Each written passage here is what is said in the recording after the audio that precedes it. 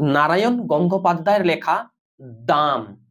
দাম গল্পটিতে এক স্কুলের অঙ্কের মাস্টার মশাইয়ের কথা বলা হয়েছে, আর ওই স্কুলের অঙ্কের মাস্টার মশাইকেই বলা হয়েছে বিভীষিকা।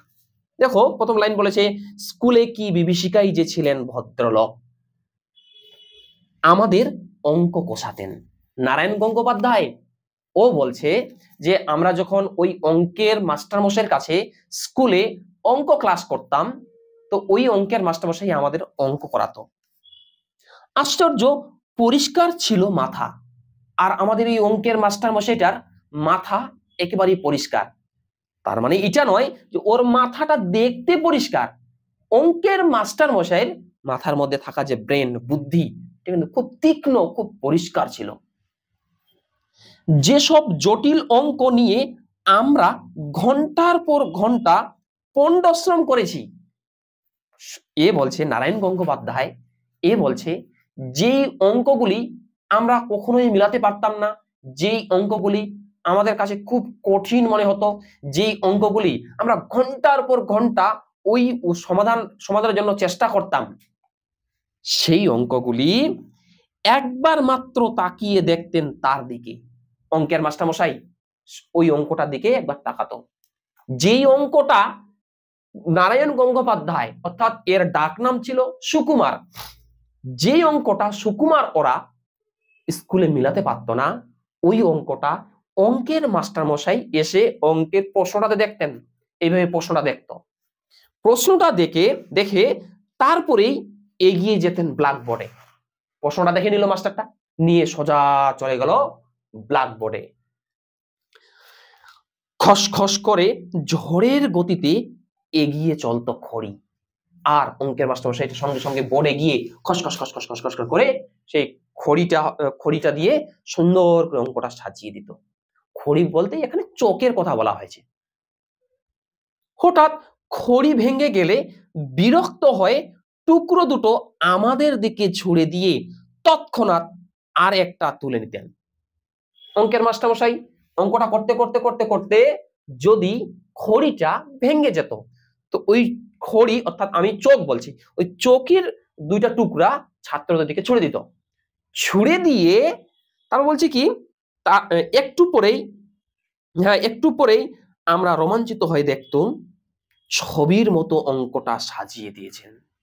আমরা দেখে থাকতাম ওই অঙ্কের মাস্টারমশাই সোজা বোর্ডটাতে খসখস খসখস খসখস চোখ দিয়ে লিখতে লিখতে লিখতে লিখতে লিখতে লিখতে লিখতে লিখতে লিখতে লিখতে লিখতে অঙ্কটা ছবির মতো সাজিয়ে দিয়েছে, কত সুন্দরভাবে অঙ্কটার উত্তর করে দিয়েছে। তাহলে এই সুকুমার এ বলল যে আমাদের ওই অঙ্কের মাস্টারমশাই স্কুলে ছিল বিভীষিকা, আমাদের তিনি অঙ্ক কষাতেন, অঙ্ক করতেন, যেই অঙ্কটা আমরা ঘন্টার পর ঘন্টা, 2 ঘন্টা 3 ঘন্টা 4 ঘন্টা ধরে অঙ্কটা মিলাতে পারেনি, ওই অঙ্কটা অঙ্কের মাস্টারমশাই প্রশ্নটা এসে দেখতো, দেখার পর বোর্ডটাতে চলে যেত, অঙ্কটা সুন্দর করে বোর্ডটাতে সাজিয়ে দিত। আমরা দেখে থাকতাম অঙ্কটা কত সুন্দরভাবে সাজিয়ে দিয়েছেন, মানে উত্তর করে দিয়েছেন। পৃথিবীতে যত অঙ্ক ছিল সব যেন ওর মুখস্থ। পৃথিবীতে যত অঙ্ক আছে মনে হচ্ছে সব অঙ্ক যেন ওর মুখস্থ। কার মুখস্থ? কার মুখস্থ বলতো? অঙ্কের মাস্টার মশাইয়ের জন্য সব মুখস্থ, যেন সব যেন ওর মুখস্থ। কিংবা মুখস্থ বললেও ঠিক হয় না, মনে হতো আমাদের অদৃশ্য অক্ষরে বোর্ডে আগে থেকেই কষা রয়েছে, অথচ উনি দেখতে পাচ্ছেন ঠিক, আর সঙ্গে সঙ্গে তার উপরে খড়ি বুলিয়ে চলেছেন। ও বলছে যে আমরা যদি বলি অঙ্কের মাস্টারমশাইটার অঙ্কটা মুখস্থ, এটা ভুল হবে। বোর্ডটাতে মনে হচ্ছে আগে থেকেই অঙ্কটা করা ছিল, মাস্টারমশাই ওর উপরকার শুধু খড়ি দিয়ে, অর্থাৎ চোখ দিয়ে শুধু অঙ্কটা হাত চালিয়ে চালিয়ে সুন্দর করে নামিয়ে দিচ্ছেন। এ তো অঙ্কে এক্সপার্ট ছিল সেই অঙ্কের মাস্টারমশাই।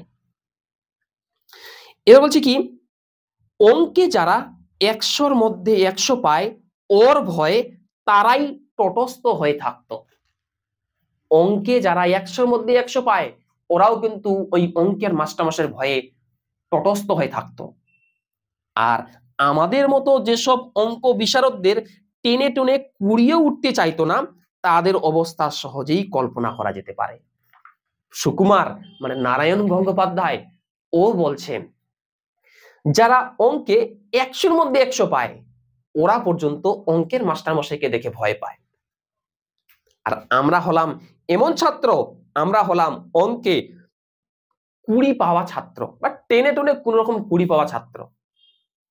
তাহলে আমাদের অবস্থা কেমন ওই অঙ্কের মাস্টারমশাইকে দেখে ভাবো, ভেবেছো? তাদের অবস্থা সহজেই কল্পনা করা যেতে পারে। প্রকাণ্ড হাতের প্রকাণ্ড চোর খেয়ে মাথা ঘুরে যেত। অঙ্কের মাস্টারমশাইটার কথা বলছে। ওই অঙ্কের মাস্টারমশাইটা হাত দিয়ে ছাত্রছাত্রী এমন করে চোর মারতো, ওই চোর মারার ফলে যাকে চোর মারতো মাথা ঘুরে যেত, কিন্তু কাঁদবার জো ছিল না। কিন্তু অঙ্কের মাস্টারমশাইটা যদি কাউকে এসে মারতো, যাকে মারতো কাঁদতে পারতো না, কাঁদবার জো ছিল না, কোনো উপায় ছিল না। চোখে এক ফোঁটা জল দেখলেই ক্লাস ফাটিয়ে হুঙ্কার ছাড়তেন। অঙ্কের মাস্টারমশাইটা যদি কোনো ছাত্রকে বা ছাত্রীকে মারতো আর ওই মারার ফলে ওই ছাত্ররা যদি কান্না করতো, চোখ দিয়ে যদি জল বের হতো, তাহলে ওই চোখের জল দেখে অঙ্কের মাস্টারমশাইটা বলতো, কি বলতো? পুরুষ মানুষ হয়ে অঙ্ক পারিস নে, তার উপরে কাঁদতে লজ্জা করে না? কে বলতো বলতো? অঙ্কের মাস্টারমশাই। এখনই পা ধরে স্কুলের পুকুরে ছুঁড়ে ফেলে দেব, এক্ষণে তোমাদের পা ধরে স্কুলের পুকুরে ছুঁড়ে ফেলে দেবো। তাহলে এই লাইনটা দেখাও, এই লাইনটা দেখাবে যে এখনই পা ধরে স্কুলের পুকুরে ছুঁড়ে ফেলে দেব। দাগিয়েছো? এবার এদিকে চলে আসো, এই পেজ নাম্বার 13 দেখো। এর বলা হচ্ছে কি, তা উনি পারতেন। এই লাইনটা দেখাও, তা উনি পারতেন। লাইনটা দাগিয়েছো? এবার তা উনি পারতেন, উনিকে, উনিকে অঙ্কের মাস্টার মশাই লিখতে হবে কিন্তু, হ্যাঁ, মাস্টার মশাই না, অঙ্কের মাস্টার মশাই। তিনি কি পারতেন? তিনি ছাত্রছাত্রীদের পা ধরে স্কুলের পুকুরে ছুঁড়ে ফেলে দিতে পারতেন। কথা কি বুঝতে পারছো? ওর চোরের জোর থেকেই আমরা তো তা আন্দাজ করে নিয়েছিলাম। অর্থাৎ ওই অঙ্কের মাস্টারমশাইটা কত জোরে মারে, ওর চোটটা লাগে কতটা, ওর চোটটা যদি এরকম হতে পারে তাহলে ওই অঙ্কের মাস্টারমশাই যেভাবে বলে সেভাবে করতে পারে, আমরা কিন্তু সেটা আইডিয়া করে নিয়েছিলাম। অঙ্কের মাস্টারমশাই বলতো পুরুষ মানুষ হয় অঙ্ক পারে না এমন অঘটন কল্পনাও করতে পারে না মাস্টার মশাই। অর্থাৎ তারা বলতো যে হ্যাঁ, এই কি হয়েছে, আস্তে আস্তে আস্তে আস্তে আস্তে আস্তে আস্তে,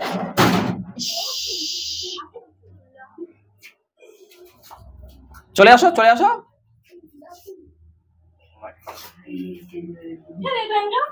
থাক করে থাক,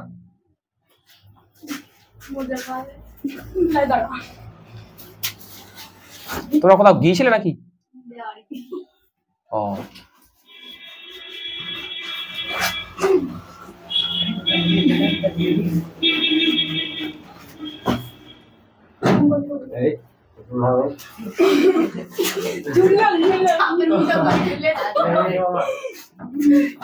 হাসেন না।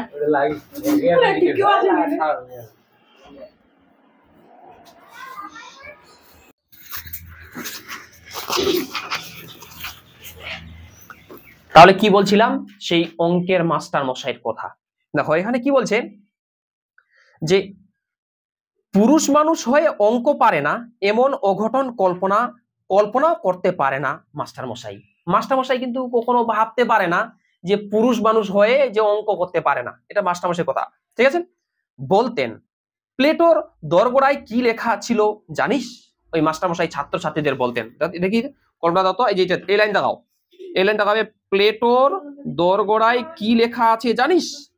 প্লেটোকে একজন ছিল দার্শনিক, এর দোরগোড়ায় কি লেখা আছে জানিস? দেখো লেখা আছে যে অঙ্ক জানে না, এটা উত্তর হবে, যে অঙ্ক জানে না এখানে তার প্রবেশ নিষেধ। তাহলে কিন্তু এই আমি এখান থেকে প্রথম শর্ট কোশ্চিন দিলাম এই প্রশ্নটা, সেটা প্রশ্নটা কি, যে প্লেটোর দোরগোড়ায় কি লেখা আছে জানিস?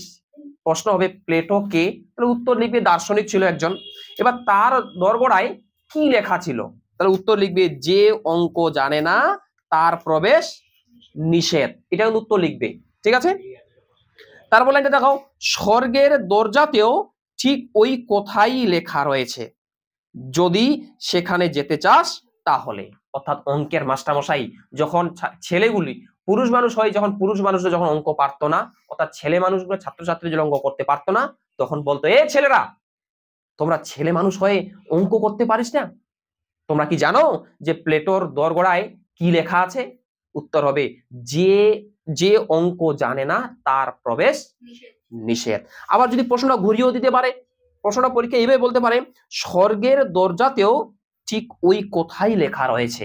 তাহলে প্রশ্ন যদি বলি স্বর্গের দরজায় কি লেখা আছে, তাহলে উত্তর ওটাই হবে, যে অঙ্ক জানে না তার প্রবেশ নিষেধ। আচ্ছা, তারপর দেখো, স্বর্গের খবরটা মাস্টারমশাই কোত্থেকে জোগাড় করলেন তিনি জানেন।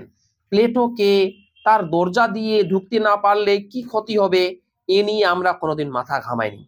অর্থাৎ যখন এই কথাটা প্লেটোর দোরগোড়ায় কি লেখা আছে তোমরা কি জানো, এই লেখাটা, এই কথাটা যখন মাস্টারমশাই ছাত্রদের বলতেন, তো ছাত্রছাত্রীরা মানে সুকুমার মানে নারায়ণ গঙ্গোপাধ্যায় এ তো যখন ছাত্র ছিল তখন ওদের পড়াতো, ওদের বলতো। তো নারায়ণ গঙ্গোপাধ্যায় বা সুকুমার বলছে যে এই মাস্টারমশাই যখন আমাদের এই কথাটা বলতো, প্লেটোর দোরগোড়ায় কি লেখা আছে জানিস? তো আমরা কিন্তু বুঝতাম না যে প্লেটোকে তার দোরগোড়ায় কি লেখা আছে, স্বর্গে না গেলে কি হবে, ওরা কিন্তু বুঝতে পারতো না। তাছাড়া যে স্বর্গে পা দিয়েই জ্যামিতির এক্সট্রা কষতে হবে, স্কোয়ার মেজাজের অঙ্ক নিয়ে বসতে হবে, অর্থাৎ বলছে যে স্বর্গতে হচ্ছে জ্যামিতি পাটিগণিত বীজগণিত এরকম ধরনের অঙ্ক করতে হবে, হ্যাঁ, সেই স্বর্গের চাইতে লক্ষ যোজন দূরে থাকাই আমরা নিরাপদ বোধ করতাম। সেই স্বর্গ থেকে আমরা 1,00,000 যোজন দূরে থাকতে চাই। তাহলে তোমরা ভাবো, অঙ্কের মাস্টারমশাই যখন ছাত্রছাত্রীদের অঙ্ক করাতেন, পুরুষ মানুষ বা যখন ছেলেগুলি অঙ্ক করতে পারতো না তখন কিভাবে মারতো, কিভাবে হুঙ্কার দিত, আর কি কি বলতো আমরা বুঝতে পারলাম। তাহলে বলতো এই এখানে অঙ্কের মাস্টারমশাইয়ের কথা বলা হয়েছে, ওই অঙ্কের মাস্টারমশাই কিভাবে ছাত্রছাত্রীদের মানে শাসন করতেন, বা ওই অঙ্কের মাস্টারমশাইকে কেন বিভীষিকা বলা হয়েছে, তাই না? এবার চলে আসো, ম্যাট্রিকুলেশনের গন্ডি পার হয়ে অঙ্কের হাত থেকে রেহাই পেলুম। ম্যাট্রিকুলেশন, আজ আমরা যাকে মাধ্যমিক পরীক্ষা বলি, এই মাধ্যমিক পরীক্ষাটার আগের নাম ছিল ম্যাট্রিকুলেশন। আমরা জানি মাধ্যমিক পাস করার পর কিন্তু অঙ্কর হাত থেকে রেহাই পাওয়া যায়, এটা আমরা জানি না? অর্থাৎ 11-12 যারা ভর্তি হয়, যারা যারা সায়েন্স নিয়ে পড়ে ওরা তো অঙ্ক নিয়ে পড়বেই, আর যারা আর্টস নিয়ে পড়ে তাদের কিন্তু অঙ্ক করতে হয় না। এইভাবে সুকুমার ওই অঙ্কের মাস্টারমশাইয়ের কাছ থেকে class 5, class 6, class 7, class 8, class 9, class 10 এতদিন পর্যন্ত অঙ্কের ক্লাস করলো, কিন্তু ক্লাসে যেতে হচ্ছিল সুকুমার কিন্তু অঙ্ক সম্পর্কে কিছু বুঝে না। কারণ সুকুমার এমন ধরনের ছাত্র ছিল, ও ছিল অঙ্কে 100-র মধ্যে 20 টেনে টুনে পাওয়া ছাত্র ছিল সুকুমার। ওখানে চাইতো কি করে অঙ্কের মাস্টারমশাইয়ের হাত থেকে রেহাই পাওয়া যাবে। অনেক কিছুদিন পর মাধ্যমিক পরীক্ষা, ম্যাট্রিকুলেশন পরীক্ষা যখন পার হয়ে গেল, তখন বলছে অঙ্কের হাত থেকে আমরা রেহাই পেয়ে গেলাম। কে বললো বলতো? সুকুমার। মাস্টার মশাইয়ের হাত থেকেও, শুধু অঙ্কের হাত থেকে রেহাই নয়, ওই মাস্টার মশাইয়ের হাত থেকেও রেহাই পেয়ে গেলাম। কারণ ওরা যখন মাধ্যমিক পাস করলো, ওরা যখন ম্যাট্রিকুলেশন পাস করেছিল, তখন ওই স্কুলে আর থাকেনি যে স্কুলে অঙ্কের মাস্টার মশাই ছিল, অন্য স্কুলে ভর্তি হয়ে গেল, অঙ্কর হাত থেকেও রেহাই পেয়ে গেল, অঙ্কের মাস্টারমশাইয়ের হাত থেকেও রেহাই পেয়ে গেল। কিন্তু অঙ্কের সেই বিভীষিকা মন থেকে গেল না। এমএ পাস করবার পরেও স্বপ্ন দেখেছি পরীক্ষার লাস্ট বেল পড়ো, অথচ একটা অঙ্ক আমার মিলছে না। এমএ পাস করলো সুকুমার, ম্যাট্রিকুলেশন পাস করলো, এইচএস পাস করলো, বিএ পাস করলো, এমএ পাস করলো, সুকুমার এখন অনেক বড় হয়ে গেছে। যখন সুকুমার অনেকটা বড় হয়ে গেছে, সুকুমার তার বাড়িতে একদিন ঠিক সুন্দর করে ঘুমাচ্ছে, আর ঘুমন্ত অবস্থায় সুকুমার স্বপ্ন দেখছে কি, যে পরীক্ষার লাস্ট বেল পড়ো। সুকুমার একদিন পরীক্ষা দিচ্ছে, আর কিছুক্ষণের মধ্যে পরীক্ষার লাস্ট বেলটা পড়ে যাবে, অথচ একটা অঙ্ক আমার মিলছে না। সুকুমার কিন্তু স্বপ্ন দেখছে, ও কিন্তু এখন এমএ পাস করে গেছে, ঘুমাচ্ছে, ওর তার শৈশব কালের কথা কিন্তু তার মনে পড়ছে, যে এইভাবে আমি অঙ্ক, আমার পরীক্ষা চলছে, আর এক্ষণে 3 নম্বর বেলটা, এক্ষণে পরীক্ষা শেষ যাবে, এখনই বেলটা দিয়ে দিবে, কিন্তু আমি যে অঙ্কটা করছি, অঙ্কটা আমি মিলাতে পারছি না। মাস্টার মশাই গার্ড হয়ে একবার আমার সামনে এসে দাঁড়িয়েছেন। আর ওই মাস্টারমশাই যখন আমি অঙ্কটা মিলাতে পারছিলাম না, ওই অঙ্কের মাস্টারমশাই আমার সামনে এসে দাঁড়িয়েছে। আমি তো এমনিতে আমার অঙ্কটা মিলছে না, আর ওই সময় মাস্টারমশাই এসে দাঁড়িয়েছে, দু চোখ দিয়ে তার আগুন ঝরছে, আর দু চোখ দিয়ে এইভাবে আগুন ঝরছে। কার? অঙ্কের মাস্টারমশাই। অঙ্কের মাস্টারমশাই দেখছে সুকুমার অঙ্কটা মিলাতে পারছে না, এইভাবে গার্ড দিচ্ছে পরীক্ষায়, আর এইভাবে দেখছে। দাঁতে দাঁতে ঘষে বলছেন, আর দাঁতে দাঁতে ঘষে কি যেন বলছেন, মাথার উপর ঘুরন্ত পাখা সত্ত্বেও ঘামে নেয়ে আমি জেগে উঠেছি। তারপরে যখন হঠাৎ করে ঘুম ভেঙে গেল, আমার ঘুম থেকে ভেঙে ওঠার সঙ্গে সঙ্গেই আমার মাথার উপর ফ্যান চলছে। তারপরে ঘুম থেকে উঠে দেখছি আমার শরীরটা দিয়ে ঘাম ঝরছে। তা দেখো, ঘুমন্ত অবস্থায় সুকুমার অঙ্কের মাস্টারমশাইকে দেখেছিল। ও ঘুমন্ত অবস্থায় স্বপ্ন দেখছিল, ও পরীক্ষা দিচ্ছে, অঙ্কের মাস্টারমশাই গার্ড দিচ্ছে, আর অঙ্কটা সুকুমার মিলাতে পারছে না। অঙ্কের মাস্টারমশাই তার দিকে এইভাবে চোখ দিয়ে যেন আগুন ঝরছে। এটা ভয় পেয়ে গেছে, ভয় পেয়ে পুরো ঘেমে গেছে একদম। ঘুম ভেঙে উঠে দেখছে তার শরীর দিয়ে ঘাম পড়ছে, ঘুরন্ত পাখা উপরে থাকা সত্ত্বেও। কিভাবে তাহলে ভয় করতো? এমএ পাস করার পরেও সে অঙ্কের মাস্টারমশাইকে ভয় করতো। তারপর বলছে কি, তারপর বলছে একদিন একটি পত্রিকার পক্ষ থেকে, না ওটা না, এবার বলছে কি যে হ্যাঁ, মৃদু নীল আলোয় দেখেছি চেনা ঘরটাকে, চোখে পড়েছে সামনে আমার পড়ার টেবিল, আমার বইয়ের স্তূপ। আমি যখন ঘুমন্ত অবস্থায় স্বপ্ন দেখছিলাম, তখন আমি ওই মৃদু নীল ঘরটাকে দেখতে পাচ্ছিলাম, যে ঘরটাতে আমি ক্লাস করতাম। ওই পড়ার টেবিল, ওই বই, আমি সব দেখতে পাচ্ছিলাম ঘুমন্ত অবস্থায়। কিন্তু আজ সুকুমার তো এমএ পাস করেছে, ও তো অনেকটা বড় হয়ে গেছে। গভীর তৃপ্তির সঙ্গে ভেবেছি এখন আর আমাকে স্কুলে অঙ্ক কষতে হবে না। এখন বলছে কি, যাই হোক, আমি তো এমএ পাস করেছি, এখন আর আমাকে অঙ্ক করতে হবে না, কারণ আমি কলেজে বাংলা পড়াই। কলেজে বাংলা পড়ে না, কলেজে বাংলা পড়ায়। মানে ও আর ছাত্র নেই, ও এখন প্রফেসর হয়ে গেছে। কিসের মাস্টার হয়ে গেছিল? বাংলার। ঠিক আছে। এবার বলছি কি, যখন সুকুমার কলেজে বাংলা পড়াচ্ছে, একজন প্রফেসর, একজন অধ্যাপক হয়ে গেল। এবার প্রতিদিন প্রায় ক্লাস করে সুকুমার, পড়ায়। একদিন একটি পত্রিকার পক্ষ থেকে ফরমাশ এলো, একটা পত্রিকার কর্তৃপক্ষ থেকে একটা ফরমাশ, আবেদন কি, আমার ছেলেবেলার গল্প শোনাতে হবে। পত্রিকার লোকগুলো সুকুমারের কাছে চলে আসলো, যেই সুকুমার এখন বাংলার মাস্টারমশাই, বাংলার প্রফেসর। ওই পত্রিকার লোকেরা সুকুমারকে এসে বলছে, স্যার, সুকুমার স্যার, আপনি একটু আপনার ছেলেবেলার একটু গল্প শোনান না। আমি জানালুম, লেখক হিসাবে আমি নিতান্ত সামান্য ব্যক্তি, আমার ছেলেবেলার গল্প কারো কোনো কৌতূহল নেই। আমি তো একটা সামান্য লোক, আমার শৈশবকালের গল্প নিয়ে এটাই বিষয়ে আমার কোনো কৌতূহল নেই। তাছাড়া এমন কোনো স্মরণীয় ঘটনা ঘটেনি যে আসর করে তা লোককে শোনাতে পারি। বলছি, তাছাড়া শৈশবকালে ছোটবেলা তো আমার কোনো ঘটনাই ঘটেনি যে আপনাদের আমি গল্পটা শোনাবো বা আপনাদের আমি কোনো কিছু শোনাবো। পত্রিকার কর্তৃপক্ষের লোকগুলোকে বলছে। কিন্তু কর্তৃপক্ষ ছাড়লেন না। লাইন দেখাও। কিন্তু কর্তৃপক্ষ ছাড়লেন না। কোন কর্তৃপক্ষ বলতো? কোন কর্তৃপক্ষ ছাড়লো না? এক পত্রিকার কর্তৃপক্ষ কিন্তু ছাড়লো না। তারা জানালেন, সাহিত্যের ইন্দ্র, চন্দ্র, মিত্র, বড়রা কেউ তাদের বিশেষ পাত্তা দেয়নি। অতএব আমি ভাবলাম তাহলে নির্ভয়ে লিখতে পারি। অর্থাৎ ও বলছে কি, যখন কর্তৃপক্ষ ছাড়লো না, তখন এই সাহিত্যের ইন্দ্র, চন্দ্র, মিত্রের কথা বলেছে, অর্থাৎ ও কোনো কিছু কথা না বলে ও কিন্তু লিখতে চাইলো। তাহলে বিষয়টা হচ্ছে কি, সুকুমার কলেজের একজন অধ্যাপক, সুকুমার কলেজের এখন অধ্যাপক হয়ে গেছে। এতক্ষণ পর্যন্ত ও তো ক্লাস করতো, আজ অনেকদিন পর সুকুমার কলেজের অধ্যাপক হয়ে গেছে। পত্রিকার লোকেরা সুকুমারকে গল্প শোনাতে বলল। সুকুমার বলল, ঠিক আছে, আমি আমার শৈশবকালের কোনো গল্প আমি আপনাদের শোনাবো। কথা কি বুঝতে পারছো? এবার বলছে দেখো, হ্যাঁ, ওরা নিজেরা ছাড়া ওদের কাগজের বিশেষ পাঠক নেই, সুতরাং আমার আত্মকথা কারো কাছে স্পর্ধার মতো মনে হয় না। কয়েকটি ঘরোয়া মানুষের কাছে ঘরোয়া গল্প বলবো, এটা প্রীতির ব্যাপার, পদমর্যাদার নয়। কাগজ কলম নিয়ে বসে গেল। লাইন দেখাও। কাগজ কলম নিয়ে বসে গেল। কি করবে? সুকুমার যেহেতু কর্তৃপক্ষ ছাড়লো না, ওকে ওকে লিখতেই হবে, ওর শৈশবকালের কোনো গল্প ওকে লিখতেই হবে, লিখতেই হবে, লিখতে হবে। ফলে সুকুমার কিন্তু ওই কর্তৃপক্ষের লোকগুলোর কথা কিন্তু ফেলাতে পারলো না। ফলে একটা কাগজ আর একটা কলম নিয়ে বসে গেল তার শৈশবকালের গল্প লেখার জন্য। এখন বিষয়, তার শৈশবকালের কোন গল্প লিখবে? শৈশবকালে তো এমন কোনো বড় ঘটনা ঘটেনি যে ওইটা লিখবে।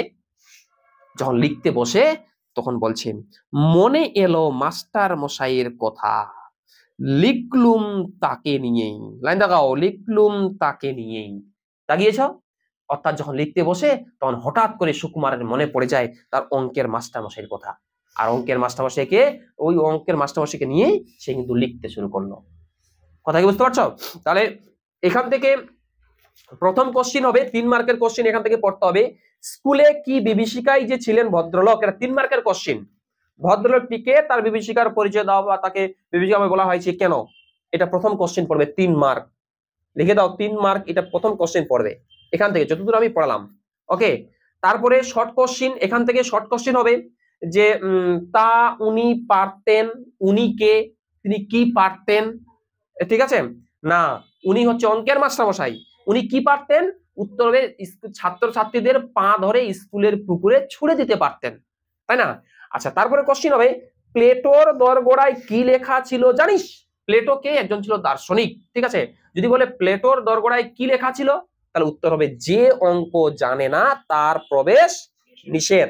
আবার যদি প্রশ্ন বলে স্বর্গের দরজাতেও ঠিক ওই কথাটাই লেখা রয়েছে, স্বর্গের দরজায় কি লেখা আছে, তাহলে উত্তর হবে যে অঙ্ক জানে না তার প্রবেশ নিষেধ। ওকে, আচ্ছা, তারপরে দেখো এখানে একটা প্রশ্ন হবে, সুকুমার কলেজে কোন সাবজেক্ট পড়ায়? বাংলা পড়ায়, তাই না? আর এবার এখন দেখো, কিন্তু কর্তৃপক্ষ ছাড়লেন না, কর্তৃপক্ষ কি ছাড়লেন না, অর্থাৎ সুকুমারকে জোর করেছিলেন তাকে শৈশবকালের একটা গল্প লিখতে হবে।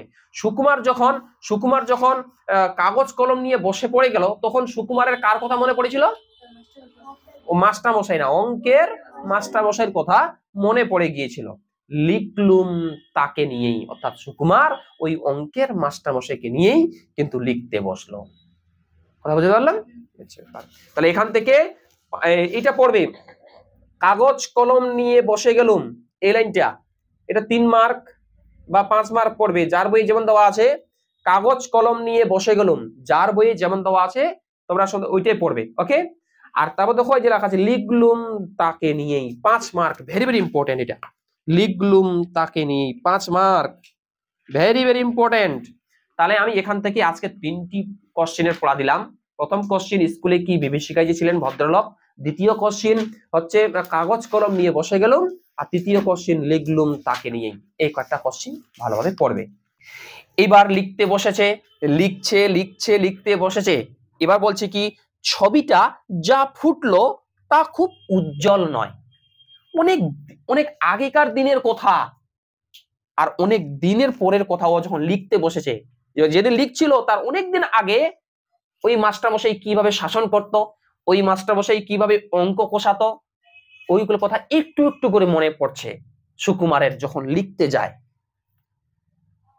লেখবার সময় কল্পনার খাত কিছু মিশিয়ে নিলুম, সেটা বলাই বাহুল্য। অর্থাৎ লেখার সময় ও একটু কল্পনা করে করে একটু নিজের মতো করে মন গড়া কথা সে লিখতে শুরু করলো। সেই সঙ্গে সদুপদেশেও একটু বর্ষণ করেছিলুম। তাছাড়া আমি যখন ওই অঙ্কের মাস্টারমশাইকে নিয়ে লিখছিলাম, লিখতে লিখতে একটু করে সদুপদেশ অর্থাৎ ভালো উপদেশের কথাও আমি লিখেছিলাম। মূল কথাটা এই ছিল, অর্থাৎ ও যে যতটা গল্প অঙ্কের মাস্টারমশাইকে নিয়ে লিখেছিল, ওই গল্পটার মূল বিষয় ছিল কি, লাইনটা দেখাও। এটা কিন্তু পরীক্ষায় কোশ্চেন আসে যে নারায়ণ গঙ্গোপাধ্যায়ের লেখা দাম গল্প থেকে এই প্রশ্নটা দে যে সুকুমার যখন তার অঙ্কের মাস্টারমশাইকে নিয়ে যে গল্পটা লিখেছিল, ওই গল্পটার মূল বিষয় কি ছিল। আন্ডারলাইন করবে, দাগাবে। মূল বিষয় ছিল এটা যে অহেতুক তাড়না করে কাউকে শিক্ষা দেওয়া যায় না, গাধা পিটিয়ে ঘোড়া করতে গেলে গাধাটাই পঞ্চত্ব পায়। অর্থাৎ মূল বিষয় হচ্ছে কি, যে যার মনের ইচ্ছা নাই পড়াশোনার প্রতি, কার পড়ার প্রতি টান নাই, ওকে তোমরা যতই শাসন দিয়ে পড়াও না কেন, যতই মারধর করে পড়াও না কেন, যতই পড়ানোর চেষ্টা করো না কেন, ওকে কিন্তু কখনোই শিক্ষা দেওয়া যায় না। ওর মূল বিষয় কিন্তু এটা ছিল। তার প্রমাণ আমি নিজেই, আমি তার প্রমাণ। আমাকে অঙ্কের মাস্টারমশাই কম চেষ্টা করেছিল অঙ্ক শেখানোর কারণে, যাতে আমি ভালো করে পারি, কিন্তু আমার তো অঙ্কের প্রতি দুর্বলতা ছিল, আমার তো অঙ্কের প্রতি ইচ্ছাই ভালো ছিল না যে আমি ভালো অঙ্ক করতে পারবো। সেই কারণে মাস্টারমশাইয়ের ক্লাস নিয়মিত করলেও আমি কিন্তু অঙ্কে ভালোভাবে রেজাল্ট করতে পারিনি। আর ওর প্রমাণ ওইটাই, মাস্টারমশাই আমাকে এত প্রহার করেও অঙ্ক শেখাতে পারিনি। বা অঙ্কের মাস্টারমশাই সুকুমার কি এত চেষ্টা করেছিল অঙ্ক শেখানোর, কিন্তু অঙ্কের মাস্টারমশাই সুকুমারকে অঙ্ক শেখাতে পারেনি, এত প্রহার করেছিল, মারধর শাসন করেছিল। বরং যা শিখেছিলাম তাও ভুলেছি। যদিও ওই অঙ্কের মাস্টারমশাইয়ের কাছে একটু একটু করে আমি শিখেছিলাম, ওটাও ভুলে ভালে শেষ। এখন 2 আর 2 এ 4 না 5 হয়, তাই নিজের মধ্যে সন্দেহ জাগে। আমি তো এখন কলেজের বাংলা প্রফেসর, আমি অঙ্ক শিখতাম মাস্টারমশাইয়ের কাছ থেকে। আজকের কথা বলছি, সুকুমার বলছে যখন লিখতে যায়, এখন 2 আর 2 যোগ করলে 4 হয় না 5 হয়, ওটাও কখনো কখনো আমার সন্দেহ হয়। তা ভাবো সুকুমার অঙ্কের প্রতি কতটা দুর্বল ছিল, বুঝতে পারছো? আর ফালতু করে মাস্টারমশাই সুকুমার ওদের ফলে পড়াই গেছে, শাসন করেই গেছে, আর এরা তো ইচ্ছা নাই এদের। এই হচ্ছে ব্যাপার। পত্রিকার কর্তৃপক্ষ খুশি হয়ে আমাকে 10 টাকা দক্ষিণা দিয়ে গেছেন। যখন সুকুমার ওই মাস্টারমশাইকে নিয়ে গল্পটা লিখলো, ওই গল্পটা যখন পত্রিকাকে দিয়ে দিল, পত্রিকার লোকদের যখন কর্তৃপক্ষকে দিয়ে দিল, তখন ওই পত্রিকার লোকেরা, পত্রিকার কর্তৃপক্ষ খুশি হয়ে ওকে 10 টাকা দক্ষিণা দিয়ে গিয়েছিল। কত টাকা দিয়েছিল? 10 টাকা। যেটা পরীক্ষায় বারবার করে প্রশ্ন আসে, সেটা এমসিকিউ আকারে আসে, এসএকিউ আকারে আসে, বা বিভিন্ন আকারেও প্রশ্নটা আসতে পারে। কত টাকা বকশিশ দিয়েছিল? এবার এই লাইনটা দেখাবে, মাস্টার মশাইয়ের কাছ থেকে এইটুকু আমার নগদ লাভ। লাইনটা দেখো, যে লাইনটা আছে এখানে, দেখো মাস্টার মশাইয়ের কাছ থেকে এইটুকু আমার নগদ লাভ। তাহলে বলো সুকুমার এতদিন পর্যন্ত ওই মাস্টার মশাইয়ের ক্লাস করেছে, অঙ্ক তো কিছু বুঝেনি, অঙ্ক তো কিছু শিখেনি। যখন সুকুমার কলেজে প্রফেসর হলো, আর যখন পত্রিকার কর্তৃপক্ষের লোক যখন সুকুমারকে গল্প লিখতে বলল, তো সুকুমার কিন্তু ওই অঙ্কের মাস্টারমশাইকে নিয়ে লিখলো, আর অঙ্কের মাস্টারমশাই লিখে ও নগদ 10 টাকা লাভ করেছিল। কথা কি বুঝতে পারছো? তাহলে যদি প্রশ্ন বলে মাস্টারমশাইয়ের কাছ থেকে এইটুকু আমার নগদ লাভ, কত লাভ, কত টাকা লাভ? 10 টাকা। এবার সুকুমার লিখলো, লিখে পত্রিকার কর্তৃপক্ষ চলে গেল। পত্রিকার কর্তৃপক্ষ কেন লিখতে বলেছিল জানো? কারণ ওই যেটা লিখেছে ওইটা পত্রিকার কর্তৃপক্ষ লোকেরা পত্রিকায় মানে খবরের কাগজে ছাপিয়ে দিবে, নাকি বিষয়টা যেটা লিখেছে ওটা ছাপিয়ে দিবে। তো ফলে দেশের বিদেশের বিভিন্ন প্রান্তের মানুষ ওই খবরটা পড়বে, তাই না? এবার দেখো, তারপরে আরো অনেক দিন পার হয়ে গেল, আমি তো গল্প লিখলাম, লিখে জমা দিয়ে দিয়েছি, পত্রিকার কর্তৃপক্ষকে দিয়ে দিয়েছি, অনেক দিন পার হয়ে গেল, আমি কলেজে বাংলা পড়াচ্ছি, সেই লেখার কথা ভুলে গেলাম, মাস্টার মশাইকেও। অনেকদিন হয়ে গেল, আমি কি লিখেছিলাম, কাকে নিয়ে লিখেছিলাম, লেখার কথাটা আমি ভুলেই গেলাম। বয়স বেড়েছে, দরিদ্র রাত্রি যাপনের মতো অনেক সমস্যা এসে দেখা দিয়েছে জীবনে। আর আমারও বয়স হয়ে গেল, অর্থাৎ রাত্রে ঠিক মতন সঠিকভাবে বিভিন্ন সমস্যার কারণে রাত্রে আমার ঘুম টুম হয় না, বয়স বেড়ে যাচ্ছে। কার? সুকুমারের। বর্তমানের দাবিটা এত বেশি জোরালো যে স্মৃতির দিকে তাকবার অবসর পর্যন্ত মেলে না। অর্থাৎ সুকুমার যখন কলেজে পড়াতো এত ব্যস্ত থাকতো, তার আগের কথা একটু যে ভাববে, একটু যে মনে করবে, এই সময়টুকু ছিল না। ওকে, তারপর দেখো একটু পেজটা চেঞ্জ করে এইদিকে চলে আসো, পেজ নাম্বার দেখো 14। এবার কি বলছে, এমনই সময় বাংলাদেশের এক প্রান্তের একটি কলেজ থেকে ডাক এলো। বাংলাদেশ থেকে একটা সুকুমারের কাছে ডাক এলো। কি যেন সুকুমারকে করতে হবে, সেটা কি? ওদের বার্ষিক উৎসব, অতএব আতিথ্য নিতে যেতে হবে ওখানে এবং বক্তৃতা দিতে হবে। অর্থাৎ বাংলাদেশের একটা কলেজে সাংস্কৃতিক অনুষ্ঠান ছিল, আর ওই অনুষ্ঠানে বক্তৃতা দেওয়ার জন্য, কিছু মূল্যবান কথা বলার জন্য সুকুমারকে কিন্তু ডাকা হলো, বাংলাদেশে ডাকা হলো। এই সব উপলক্ষেই বিনা পয়সায় বেড়ানো যায়। হ্যাঁ ঠিক, যখন কাউকে বক্তৃতা দিতে ডাকে তখন ওকে ওর জন্য গাড়ি পাঠিয়ে দেয়, মানে ওকে ওর কোনো খরচা করতে দেয় না, গাড়ি পাঠিয়ে দেয়, গাড়িতে করে আসতে হয়, আবার বাড়িতে পৌঁছায় দেয়। এই ফলে যেহেতু আমাকে বাংলাদেশে ডাকলো, কাকে ডেকেছিল বলো তো? সুকুমারকে। তাছাড়া কলকাতা থেকে কেউ বাইরে গেলেই তার রাজোচিত সম্বর্ধনা মেলে। অর্থাৎ কেউ যদি কলকাতা থেকে, কারণ সুকুমারের বাড়িতে ও কলকাতা গিয়েছিল, ও কলকাতা থেকে বাইরে মানে বাংলাদেশ যাবে, তো কেউ যদি কলকাতা থেকে বাইরে যায় তাহলে রাজার মতো সম্মান করা হয় ওকে। ওকে, এখানকার চড়ুই পাখিও সেখানে রাজহংসের সম্মান পায়। এখানকার মানে কলকাতার চড়ুই পাখিগুলা, ছোট ছোট পাখিগুলা, এই চড়ুই পাখিগুলা বাইরে গিয়ে, বাংলাদেশে গিয়ে রাজহাঁসের সম্মান পায়। অর্থাৎ ও বলতে চাইলো, আমি তো কলকাতার একজন সামান্য নগণ্য লোক, কলেজের একজন প্রফেসর, কিন্তু আমাকে ওই বাংলাদেশের ওই বার্ষিক উৎসবে অনুষ্ঠানে আমাকে বক্তৃতা দিতে হবে। ফলে ওকে ডেকে নিয়ে গেল, সম্মান পেল। এ বলছি কি, যে কলকাতা থেকে দূরত্বটা যত বেশি হয় আমাদের মতো নগণ্যের পক্ষে ততই সুখাবহ। যতই দূরের রাস্তা হয় ততই ওর সুখ বেশি, আনন্দটা বেশি ওদের। আমি সুযোগটা ছাড়তে পারলাম না। লাইনটা গাও, ভেরি ভেরি ইম্পর্টেন্ট লাইন। আমি সুযোগটা ছাড়তে পারলাম না। আচ্ছা বলতো, আমি কে? সুকুমার। ও কিসের সুযোগ ছাড়তে পারলো না?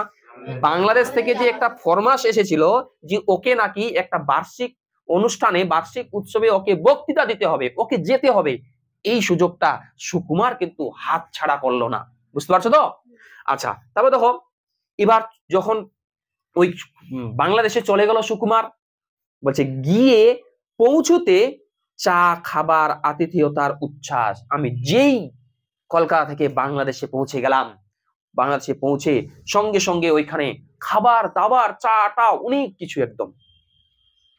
তারপর বলছে কি, তারপর বলছে যে এমন কি খান কয়েক অটোগ্রাফের খাতা পর্যন্ত না, এবার দেখো, ছেলেরা তো এলোই, দু চারজন সম্ভ্রান্ত লোক এসেও বিনীতভাবে আলাপ করে গেলেন।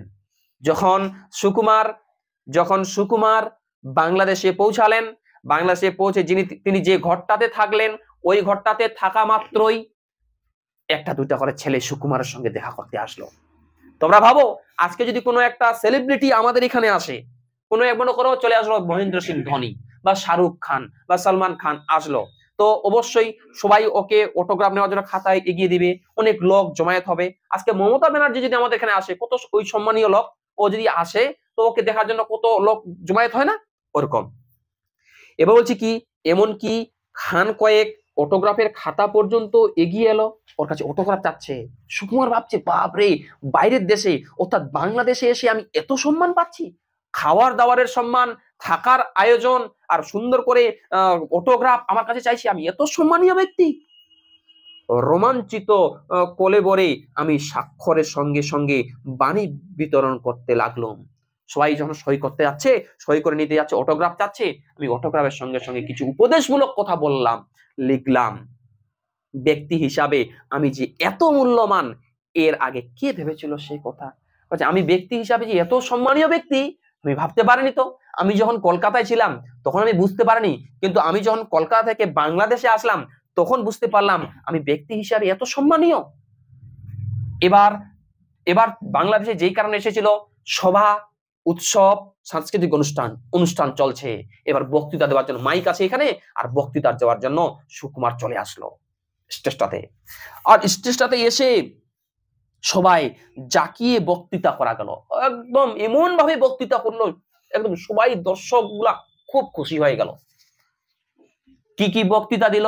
পরীক্ষায় প্রশ্ন আসে, কার কথা থেকে কোন লাইন দিয়েছিল, এটা প্রশ্ন আসে। দেখো, রবীন্দ্রনাথ থেকে 12টা উদ্ধৃতি দিলুম, রবীন্দ্রনাথ থেকে 12টা লাইন ও বলেছিল। কার একটা ইংরেজি কোটেশন চালিয়ে দিলুম বার্নার্ড শর নামে, আর কারো একটা ইংরেজি কোটেশন কার নামে চালিয়েছিল? বার্নার্ড শর নামে। তাহলে বলতো ওই সেদিন সবাই যে জাকিয়ে বক্তৃতা করেছিল, ওই বক্তৃতায় রবীন্দ্রনাথ থেকে কয়টা উদ্ধৃতি দিয়েছিল? 12টা। আর ইংরেজি কোটেশনটা কার নামে চালিয়েছিল? বার্নার্ড শর নামে। আর শেষে দেশের তরুণদের নিদারুণ ভাবে জাগ্রত হতে বলে যখন টেবিলে একটা প্রকাণ্ড কিল মেরে বক্তৃতা শেষ করলুম, তখন অল্পের জন্য ফুলদানিটা রক্ষা পেল।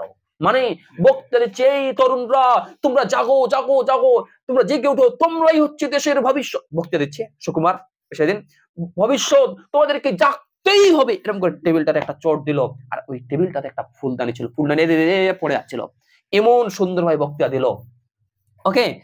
আর হোল ফাটানো হাততালিতে কান বন্ধ হওয়ার জো। আর এমন হাততালি, সুকুমারের গল্প শুনি এত লোক, এত শ্রোতা, এত দর্শক, সবাই হাততালি দিচ্ছে, মানে কানটা ফেটে গেল। এত লোক বাংলাদেশে গিয়ে সুকুমার বক্তৃতা দিল। এবার যখন বক্তৃতা দিচ্ছিল সুকুমার কোথায় বলতো? কোন দেশে? বাংলাদেশে।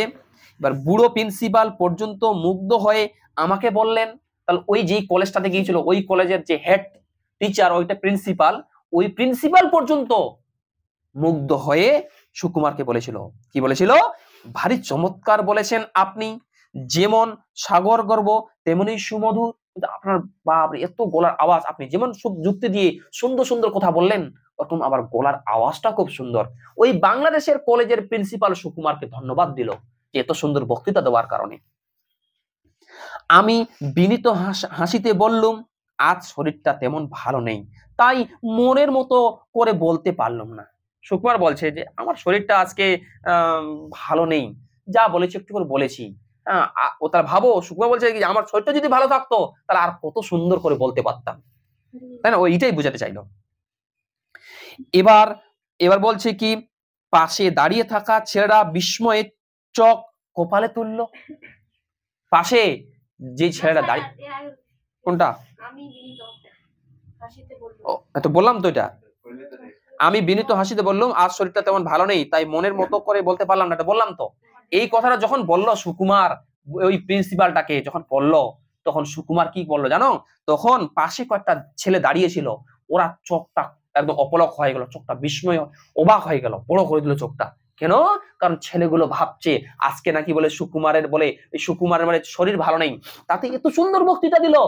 যদি সুকুমারের শরীরটা ভালো থাকতো তাহলে কত সুন্দর বক্তৃতা দিত, তাই না? এবার বলছি কি, বলছে শরীর ভালো নেই তাতেই এরকম বললেন স্যার, শরীর ভালো থাকলে তো মানে কেমন বলতো, অর্থাৎ প্রলয় হয়ে যেত। আমি উদার হাসি হাসলুম, যদিও মনে মনে জানি এই একটি সর্বার্থ সার্থক বক্তৃতাই আমার সম্বল। রবীন্দ্র জন্মোৎসব থেকে বনমোৎসব পর্যন্ত এটাকেই এদিক ওদিক করে চালিয়ে দিই। আর সুকুমার বলছে আমি বেশি কিছু জানি না, আমি কয়েকটা উদ্ধৃতি, কয়েকটা বক্তৃতা আমি যেখানে যাই না কেন, সেটা রবীন্দ্র জন্মোৎসব থেকে শুরু করে বনমোৎসব পর্যন্ত যতগুলো আমি অনুষ্ঠানে যাই না কেন, এই কথাগুলোই বারবার করে আমি চালিয়ে দিই। বুঝতে পারছো? এ বলছে কি, স্তুতিতে স্ফীত মনে চায়ের পেয়ালায় চুমুক দিয়েছি, এমন সময় একটি ছেলে এসে খবর দিল এক বুড়ো ভদ্রলোক আমার সঙ্গে দেখা করতে চান। কারণ ইন্টারেস্টিং জিনিস, এখন ঠিক বক্তৃতা শেষ, সুকুমার ওই দিন সভাটাও শেষ, সুকুমার সভা করে একটা এরকম ঘরের মধ্যে বসে আছে। আর ঘরের মধ্যে, শোনো, ঘরের মধ্যে বসে সুকুমার এইভাবে কিন্তু চা খাচ্ছে। ঘরের মধ্যে বক্তৃতা দেওয়া হয়ে গেল, সেদিন একটু শরীর ক্লান্ত, আর ঠিক এইভাবে ঘরে বসে আছেন, এইভাবে চাটা খালে, এইভাবে খালে, একটা চুমুক খালে চাটাতে খেলো। হঠাৎ করে সুকুমারের ঘরটাতে একটা ছেলে এসে বলল, sir Sukumar sir, Sukumar sir, এক বুড়ো ভদ্রলোক আপনার কথা বলছে এবং আপনার সঙ্গে দেখা করতে চাইছে। ছেলেটি কাকে বললো বলতো? সুকুমারকে, যে একটা বুড়ো ভদ্রলোক আপনার সঙ্গে দেখা করতে চাইছে। এবার বলছি কি, প্রিন্সিপাল বললেন বেশ তো, দেখে আনো এখানে। ওইখানে সুকুমারের সঙ্গে প্রিন্সিপালও ছিল। ওই প্রিন্সিপালটা বলল, ঠিক আছে যাও, যেই ভদ্রলোকটা সুকুমারের সঙ্গে দেখা করতে যাচ্ছে, যেই বুড়ো লোকটা বাইরে দাঁড়িয়ে আছে, যেই বুড়ো লোকটা সুকুমারের সঙ্গে দেখা করতে যাচ্ছে, তুমি যাও, ওকে তুমি ভিতরে ডেকে নিয়ে আসো। ছেলেটি বললে তিনি আসতে চাইছেন না, বাইরে মাঠে দাঁড়িয়ে রয়েছেন। বলছে আমি বারবার করে বললাম, ছেলেটি বলছে যে আমি ভিতরে আসতে বললাম, কিন্তু বুড়ো লোকটা কিছুতেই ভিতরে আসতে চাইছে না, তিনি বাইরে মাঠে দাঁড়িয়ে আছে। কোথায় দাঁড়িয়ে আছে? ওই বুড়ো লোকটা, সম্ভবত ওই বুড়ো লোকটাকে আমরা একটু পরেই জানতে পারবো। তোমাদের মনে প্রশ্ন যাচ্ছে না যে যে বুড়ো লোকটা সুকুমারের সঙ্গে দেখা করতে যাচ্ছে বাংলাদেশে, ওই বুড়ো লোকটা কে, একটু জানবো। দেখো আমার বক্তৃতায়, শোনো, আমার বক্তৃতায় নিশ্চয়ই কেউ অভিভূত হয়েছেন, আমাকে অভিনন্দন জানাবেন। সুকুমার বলছে যে আমার কাউকে বলে বক্তৃতা ভালো লাগছে, তো আমাকে কংগ্রাচুলেশন, অভিনন্দন জানাবে, সেই কারণে মধ্যে দেখা করতে যাচ্ছে। এই অভিজ্ঞতা আগেও হয়েছে, সুতরাং দাক্ষিণ্য বিলগত চিত্তে আমি বললাম আচ্ছা চলো আমি যাচ্ছি। ওই জন্য সুকুমার বলল ঠিক আছে, আমি খুশি হয়ে চলো, আমি বললো ঠিক আছে আমি যাচ্ছি। এই ছেলে চলো, যেই লোকটা, যে বুড়ো লোকটা বাইরে আমার সঙ্গে দেখা করতে যাচ্ছে, যে বুড়ো লোকটা ভিতরে আসতে যাচ্ছে না, চলো আমি তার সঙ্গে বাইরে গিয়ে দেখা করে আসি। বুঝতে পারছো? এবার এবার বলছে কি, হলের বাইরে ছোট একটা মাঠ, তরল অন্ধকারে ঢাকা। ও এত আলো থেকে বেরিয়ে এসে প্রথমে ভালো করে কিছু দেখতে পেলুম না। যখন সুকুমার কিন্তু একটা ঘরের মধ্যে ছিল, লাইটের মধ্যে ছিল, আর বাইরে একটু অন্ধকার। সুকুমার যেহেতু লাইট থেকে যেহেতু অন্ধকারের মধ্যে গেল, প্রথমে কিন্তু ঝাপসা কিছু দেখতে পেল না সুকুমার। ওকে, তারপর চোখে পড়লো মানুষটিকে। লাইন দেখাও, লাইটে দেখাও। তারপর চোখে পড়লো মানুষটিকে। তাহলে ওই প্রশ্ন হবে ওই মানুষটিকে নাকি ওই মানুষটি, যে সুকুমারের চোখে পড়লো যে মানুষটিকে, ওই মানুষটা কেমন দেখো এখানে বলে দিয়েছে। ওই মানুষটা হচ্ছে কুঁজো লম্বা চেহারা। ওকে, দেখো দেখো, কুঁজো লম্বা চেহারা, মাথার সাদা চুলগুলি চিকমিক করছে। তাহলে ওর চেহারাটা ছিল কুঁজো লম্বা এবং মাথার চুলগুলি চিকমিক করছিল। ওকে, তারপর দেখো ডাকলেন সুকুমার, বাইরে থেকে এগিয়ে ডাকলেন সুকুমার। কে ডাকলেন বলতো? না, বুড়ো লোকটা ডাকলেন। যে বুড়ো লোকটা সুকুমারের সঙ্গে দেখা করতে যাচ্ছে, ওই লোকটা ডাকলেন সুকুমার। বাবা বলছে আমি চমকে উঠলাম। সুকুমার যেই বাইরে গেল বুড়ো লোকটার সঙ্গে দেখা করতে, আর ওই বুড়ো লোকটা সুকুমারকে ডাকলেন সুকুমার। সুকুমার কিন্তু ওই বুড়ো লোকটার গলার আওয়াজ শুনে চমকে গেল। কেন কেন চমকে গেল? এখানে কেউ আমার নাম ধরে ডাকতে পারে, সেটা যেমন আশ্চর্য, তার চেয়েও আশ্চর্য ওই গলার স্বর। ও বলছে যে বাংলাদেশে এসে, আমি যে বাংলাদেশে এসেছি বক্তৃতা দেওয়ার কারণে, এখানে এসে আমার নাম ধরে ডাকতে পারে, এটা যেমন একটা অবাক করা বিষয়, তার থেকেও বেশি অবাক করা বিষয় যেই গলার আওয়াজে আমার নাম ধরে ডাকলো, ওই গলার আওয়াজটা খুব পরিচিত। ওই গলার আওয়াজটা খুব পরিচিত আমার মনটাকে অদ্ভুত ভাবে দুলিয়ে দিল। যখনই গলার আওয়াজটা শুনলাম, আমার মনটাকে দুলিয়ে দিল। স্মৃতির অন্ধকার থেকে একটা ভয়ের মৃদু শিহরণ আমার বুকের ভিতর দিয়ে বয়ে গেল। হঠাৎ করে ওই আওয়াজটা যখন শুনলাম, শরীরটা একটু শিহরে গেল, লোমগুলো একটু দাঁড়িয়ে গেল, এইভাবে শিহরে গেল যখন আওয়াজটা শুনলেন। এবার এখান থেকে থাক পড়া, এই পর্যন্ত পড়ে আসবে, আরেকদিন বাকিটা এরপর দিন আমি পড়াই দিব। ওকে।